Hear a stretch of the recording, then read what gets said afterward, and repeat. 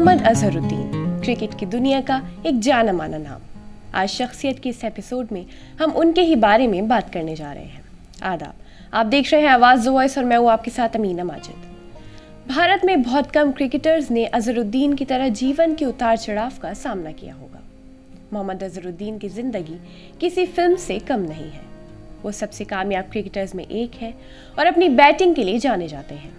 8 फरवरी 1963 को हैदराबाद में पैदा हुए अजहर ने 1984-85 की सीरीज़ में कलकत्ता में इंग्लैंड के खिलाफ टेस्ट क्रिकेट में डेब्यू किया और 110 रन बनाकर ऐसा करने वाले 8वें इंडियन क्रिकेटर बन गए। उन्होंने अगले 2 टेस्ट मैचों में भी सेंचुरी बनाई और वो उन कुछ क्रिकेटर्स में से एक है जिन्हें अपने पहले 3 टेस्ट मैचों में से हर एक में सेंचुरी बनाने का मौका मिला। अजहर वनडे क्रिकेट में भी बहुत कामयाब रहे।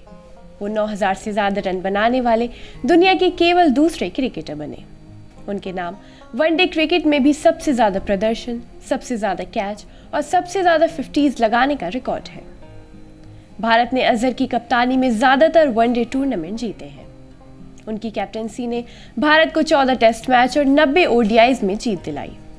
अजहर के करियर का दूसरा फेज तब आया जब उन्होंने फरवरी 1990 में न्यूजीलैंड दौरे के लिए भारतीय टीम के कप्तान के रूप में श्रीकांत की जगह ली। उन्होंने 90 के दशक के ज़्यादातर समय में भारत की ODI और टेस्ट मैचों में लीड किया और आज तक वो आंकड़ों के हिसाब से भारत के सबसे कामयाब कैप्टन हैं।